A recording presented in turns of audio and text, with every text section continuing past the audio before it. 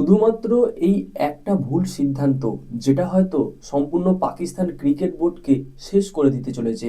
বিশ্ব ক্রিকেটের থেকে নাম উঠে যেতে চলেছে পাকিস্তানের। পাকিস্তান বলে যে একটা ক্রিকেট দল ছিল যে খেলতো, সেই সমস্ত কিছু হয়তো নিশ্চিহ্ন হয়ে যেতে চলেছে। এইরকমই এমন একটা সিদ্ধান্ত নিয়ে ফেলেছে পাকিস্তান ক্রিকেট বোর্ড। নমস্কার সকলকে।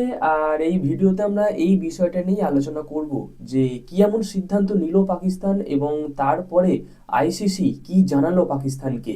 আর যদি এই সিদ্ধান্ত পাকিস্তান পরিবর্তন না করে তাহলে কি কি শাস্তি হতে পারে, সবটাই এই ভিডিওতে আপনারা বিস্তারিত পেয়ে যাবেন। অবশ্যই ভিডিওটা শেষ পর্যন্ত দেখতে থাকুন।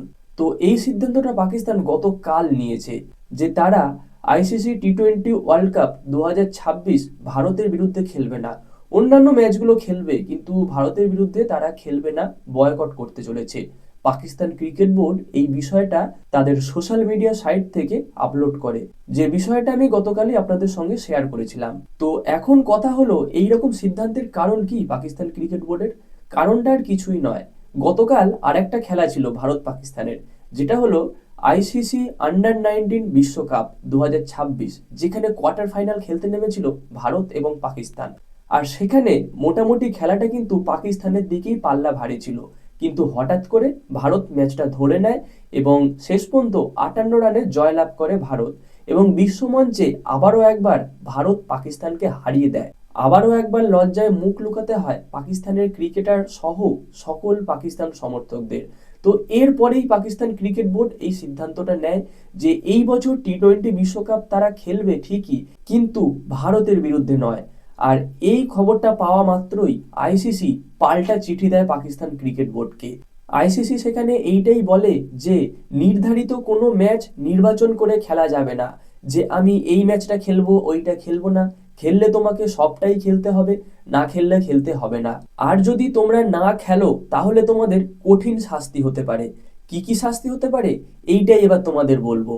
আইসিসির ফান্ড বন্ধ করা হবে। তার মানে আইসিসি থেকে যে পাকিস্তান ক্রিকেট বোর্ডকে একটা অনুদান দেয়া হয় সেইটা আর দেয়া হবে না। যে সমস্ত দল আইসিসির ইভেন্ট খেলে তারা কিন্তু এই আইসিসির আওতায় পড়ে এবং সেই সমস্ত দেশকে আইসিসি একটা অনুদান দেয় বাৎসরিক। তো সেই সমস্ত অনুদান বা সেই অনুদান কিন্তু আর পাকিস্তান ক্রিকেট বোর্ড পাবে না যদি এই বছর টি-20 বিশ্বকাপ তারা না খেলে বা ভারতের বিরুদ্ধে খেলতে না নামে। এই গেল একটা পয়েন্ট। এবার যাব দ্বিতীয় পয়েন্টে। সেটা হলো পাকিস্তানে আর কোনো রকম আইসিসি ইভেন্ট অনুষ্ঠিত করা যাবে না। গত বছর আমরা দেখেছি আইসিসি চ্যাম্পিয়ন ট্রফি অনুষ্ঠিত হয়েছিল পাকিস্তানে, কিন্তু যদি এই বছর পাকিস্তান এই সিদ্ধান্ত নেয় তাহলে এর পরবর্তীতে আর কোনো আইসিসি ইভেন্ট হবে না পাকিস্তানের বুকে। তার মানে এটা একটা মোটা অঙ্কের ক্ষতি বলা যেতে পারে পাকিস্তানের ক্ষেত্রে।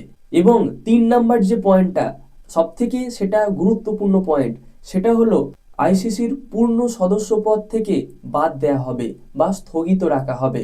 মানে আইসিসির যে একটা হাত বা আইসিসির যে একটা অংশ বলা যেতে পারে পাকিস্তান, সেইটা আর গণ্য করা যাবে না বা গণ্য করা হবে না। মানে আইসিসির আওতা থেকে তোমাকে সরে যেতে হবে, যেটা বলা যায় এক কথায় ব্যান বা নির্বাসন। তো এখন সিদ্ধান্তটা সম্পূর্ণ পাকিস্তান ক্রিকেট বোর্ডের, যে তারা এরপরে তাদের মতামত চেঞ্জ করবে কি করবে না। যদি তারা তাদের মতামতের কোনো পরিবর্তন না আনে তাহলে হয়তো পাকিস্তান ক্রিকেট বোর্ডের এই নামটা সম্পূর্ণ বিশ্ব ক্রিকেট থেকে মুছে যাবে। আমাদের পরবর্তী প্রজন্ম, পরবর্তী জেনারেশন, তারা কেউ জানবে না যে পাকিস্তান বলে কোনো একটা দল ক্রিকেট খেলতো। তো এখন দেখা যাক যে পাকিস্তান ক্রিকেট বোর্ড কি সিদ্ধান্ত নেয়। তো বন্ধুরা, এটাই ছিল আজকের আপডেট। ভিডিওটা কেমন লাগলো অবশ্যই কমেন্টে জানিও, এবং এই রকম খেলা সংক্রান্ত আপডেট আরো পেতে চাইলে আমাদের চ্যানেলটাকে সাবস্ক্রাইব করে তার পাশের বেল আইকনটাকে অন করে দিও। তো গাইস, দেখা হচ্ছে পরবর্তী ভিডিওতে। Bye bye.